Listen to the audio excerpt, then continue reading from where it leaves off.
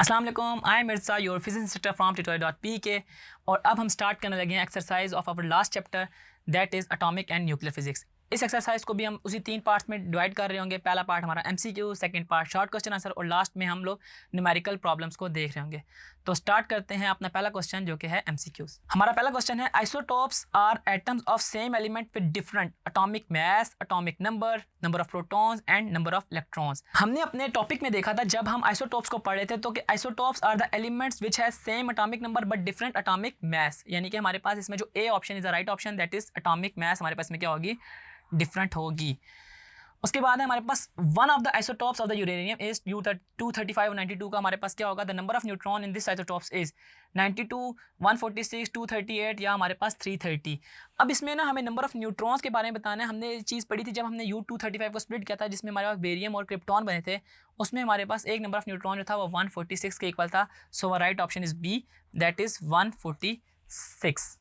हमारे पास next question है which among of the following radiation has more penetrating power, कि इनमें हमारे पास कौन से एलिमेंट की पेनिट्रेटिंग पावर ज़्यादा है, बीटा पार्टिकल की, गैमा रे की, अल्फा पार्टिकल की या all of the have same penetrating particle. अब जब हम ये टॉपिक पढ़ रहे थे जिसमें हमने नेचर पढ़ा थी इन रेडियो आइसोटोप्स की वेव्स की, तो हमने देखा था कि आयनाइजिंग इफेक्ट और पेनिट्रेटिंग पावर एक दूसरे से ऑपोजिट हैं, कि अगर अल्फा पार्टिकल का जो आयनाइजिंग इफेक्ट है वो ज़्यादा है तो उसकी पेनिट्रेटिंग पावर सबसे कम है। सिमिलरली गैमा पार्टिकल की हमने देखा था कि जो पेनिट्रेटिंग पावर सबसे ज़्यादा थी। So right option is B that is a gamma rays. हमारे पास नेक्स्ट MCQs है what happens to the atomic number of an element which emits one alpha particle, कि हमारे पास एटॉमिक नंबर एलिमेंट पे क्या फ़र्क पड़ेगा कि जो एक अल्फा पार्टिकल को कर रहा होगा। हमारे पास जो फोर्थ है increase by 1, stage the same, decrease by 2 या डिक्रीज बाय 1, कि हमारे पास जो एटॉमिक नंबर है ना एक अल्फा पार्टिकल के रिमूव करने से वो डिक्रीज बाय 2 हो रहा होगा, क्योंकि हमने देखा था उसमें HE के ऊपर 4 था और एटॉमिक नंबर हमारे पास 2 था। HE4 का मतलब है उसका एटॉमिक मास जो है वो 4, एटॉमिक नंबर हमारे पास डिक्रीज हो रहा था 2 से, ठीक है। So right option is C that is decrease by 2। हमारे पास नेक्स्ट MCQs है the half life of a certain isotopes is 1 day, what is the quantity of the isotopes after 2 days, 1 half, 1 quarter, 1/8 या D none of these. अब देखिए इसमें आपको एक चीज़ याद रखनी है कि उसकी अगर हमारे पास रेडियो एक्टिविटी 1 डे की है तो वो 2 days के बाद कितना रह जाएगा, देखिए 1 डे के बाद वो हाफ रह जाएगा तो 2 days के बाद उसका भी हाफ यानी कि 1 quarter. So right option is B that is 1 quarter.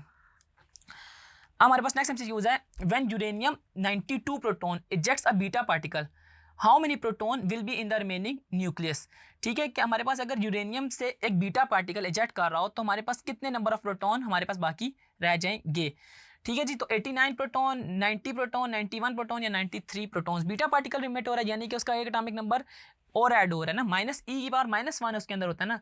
-1 का मतलब है कि अगर उसके पास 92 थे तो आप कितने हो जाएगा 93। So right option is D, यानी कि हमारे पास 6th MCQ का राइट ऑप्शन है डी 93 प्रोटॉन्स।